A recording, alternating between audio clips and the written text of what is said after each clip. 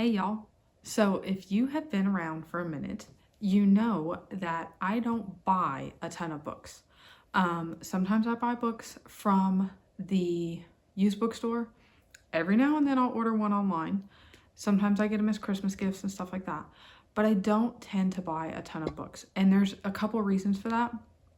One, there's only so much shelf space. With the amount that I read, if I bought every book, I would run out of room in this house real quick. Number two, books have gotten really expensive. Used to you could pick a book up easily for 10 bucks. Now, a lot of the new books are $30, and that's a lot when generally I don't reread a ton. I used to be a big rereader and would buy a series, read the whole series, and turn around and read it again. I don't reread as much as I used to. And so having a book that I'll only read once that's 30 bucks, I don't like to do that.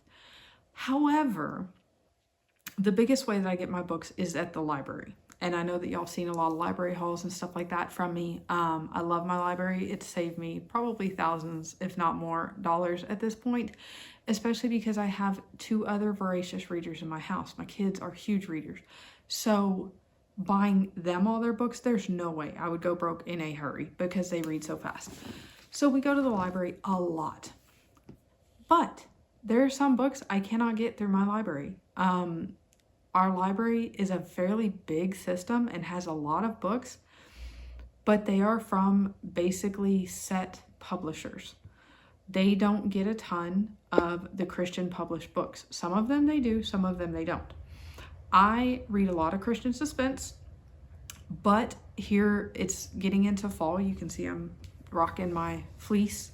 It's not actually cold, but it's cool, which is nice. But I have wanted to read some fantasy. And the last few years, I've been really, really disappointed with some of the fantasy that I've picked up. It's had a lot of things in it that I didn't want to read about.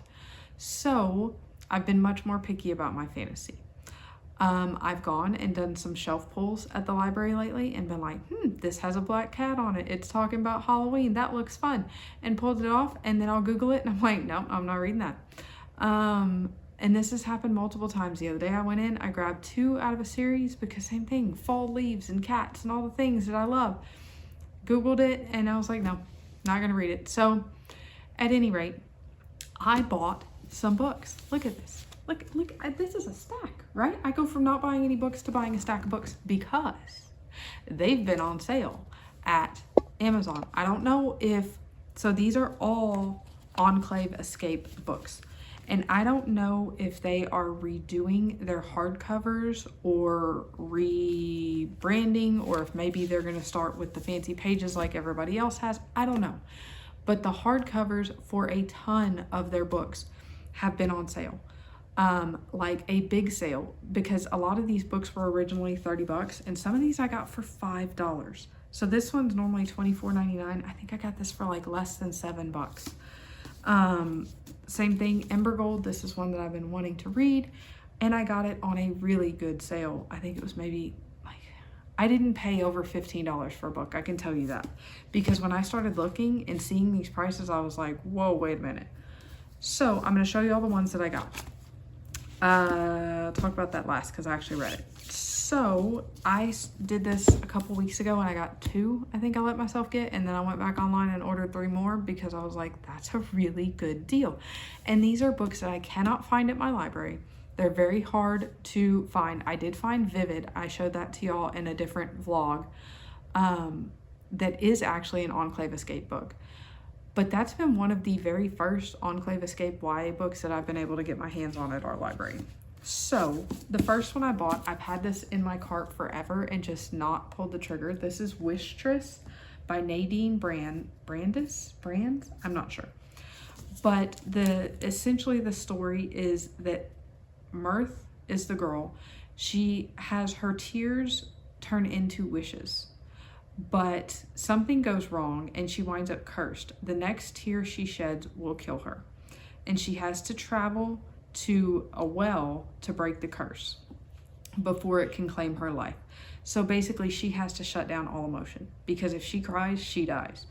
And obviously there's going to be a male lead in this, and he's going to travel with her to the well and all the things. But this has been one that I've really been looking forward to reading. Now, I almost started this the other day, but I opened it and read the first few pages, and it sounded very, very wintry. And it's got like falling leaves and stuff on it. And I want to say, I don't remember what it said, but it sounded like chilly, cool, maybe fixing to be winter. And I was like, oh, wait a minute. I'm gonna wait. I want to hold on to that one, because she's got chills and this and that, and it's talking about there's a fire burning. And so anyway, I want to hold on to this and read it when it cools off just a little bit, but I'm looking forward to that one. Another one that I got is Winter's Maiden by Morgan L. Bussey. So this series, same thing, I had seen it and wanted it, but I'm not going to pay, $28 for it brand new. It says, warrior, survivor, daughter of the North. From the moment she is born, Brigid fights to survive in the wastelands of Nordica as the clanless one. But when a new power arrives offering a trial to join the Nordic warriors, she enters hoping to rise above her station. Soon she becomes one of their fiercest fighters and joins the war against the South. So this one sounds super good. Now I will say that most of these are a first. So this, I think, may be a standalone. Some of these others are first in a series and the rest are not on sale. So that may be what they're doing too, is like get you to buy the first book and then you're going to buy the rest of them because you want to know what happens. But this sounded really interesting. Now, I was also kind of willing to buy these books more so than some others that I might not, because my daughter is creeping up to that YA stage. She's getting more into fantasy and fairy tales and all of the different things, and she's solidly in basically middle grade books is what she enjoys. It's going to be a few years until I'm necessarily going to hand her some of these books, but it's not going to be that long. And to have them on the shelf and have good options that I know don't have any trash in them, that don't have anything that I'm going to need to read the book first, or I need to make sure this author is okay, or I need to Google it or whatever. That's the benefit of buying from this publisher, is I know there's no trash in these books. So to have these on the shelf and be able to just tell her, hey, look, there's all of these that are at your beck and call, grab one. Whatever, feels good for you. That's exciting for me. So that's part of the reason that I was more willing to buy these, even though they're not always my genre. So I'm in this mood now. I probably will not read all of these books. I'll probably read a couple and then kind of get out of it. And then I may get more into it when it gets colder again and then maybe get out of it. But that's totally fine, because the price of these, again, I probably spent on 5 books what I might spend on 1, maybe 2 books. This was another one, Truth Cursed by Angie Dickinson. Did I tell y'all who this was by? Yes, I did. This is by Angie Dickinson. Cressida Hoth is alone in the world, orphaned and unwanted. She is inflicted with a peculiar curse by her mischievous aunts and banished to a finishing school in the secluded kingdom of Dermont. Students train in every accomplishment suitable for young ladies: music, dance, etiquette, and strangely, poison making, fencing, and lockpicking. Sounds a little interesting.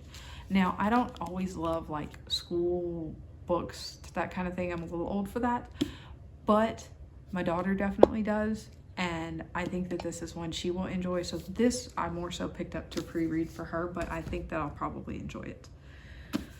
Another one, The Unraveling of Emmeline Dulaine by Lindsay A. Franklin. I've seen this recommended by Chantel at Chantel Reads All Day and a couple different channels that I read or that I watch, but saying this was a really good book. So it's basically, I think, a fantasy fairy tale. It's a portal fantasy, but it says she just wants to know what happened to her sister Camille.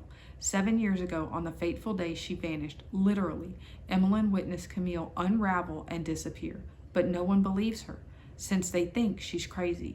The least the cops could do is solve Camille's case. Is a little closure too much to ask? But Emmeline's life is upended when she is pulled through a portal into the fantasy land of her childhood imaginings, a magical library holding the story worlds of every story ever published, and trouble is brewing in the land of Rivenly.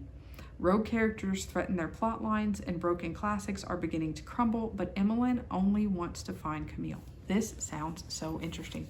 So, obviously, you know, bookish people, a library, she's going into this world where all these other stories are happening, all of these things. So I'm really, really curious to see where this one goes. The second one for this just came out, I think, like the last couple months, and it's like the reweaving, I think, of something. I don't remember what it's called. But so if this one is good, I would definitely pick up the second one.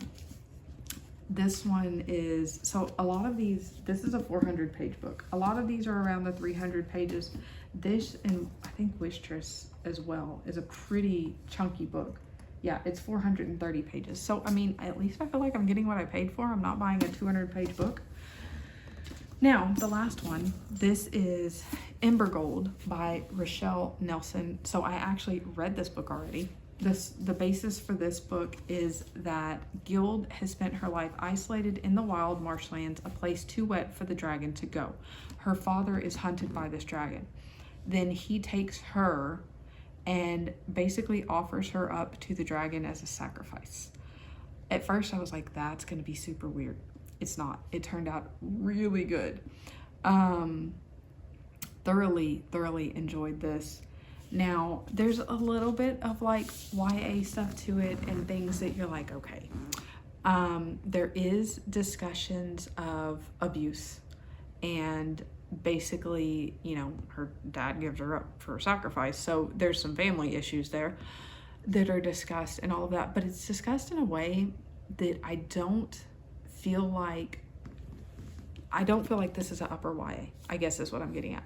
I plan to give this to my daughter fairly soon. Like, she's fixing to be 10, I would say 11, 12, somewhere in there.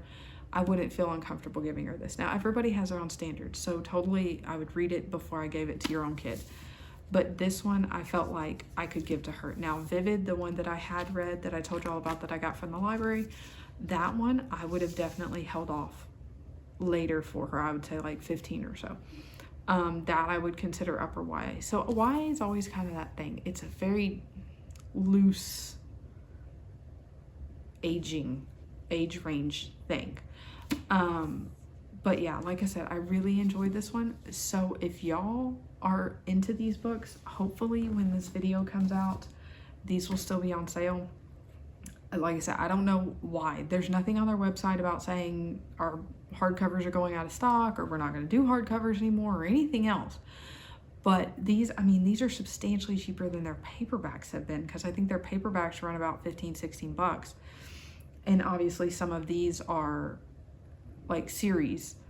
So I don't know that I would want to buy a paperback and then when the new one came out, buy the hardcover, whatever. But at any rate, I'm so happy that I got hold of these.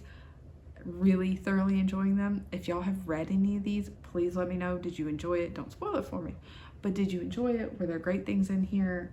Stuff like that. If there's any other ones that y'all see on sale that I should grab, let me know, because I'm happy. Buying books makes me happy. It doesn't always make my wallet happy, but this time it did. And that makes it great because I can get new books and I can still be happy about it. So, yeah, but that's it. I just wanted to pop in and tell y'all about it, and maybe some of y'all can enjoy the sale like I did. Till next time, y'all go read a lot. Thanks.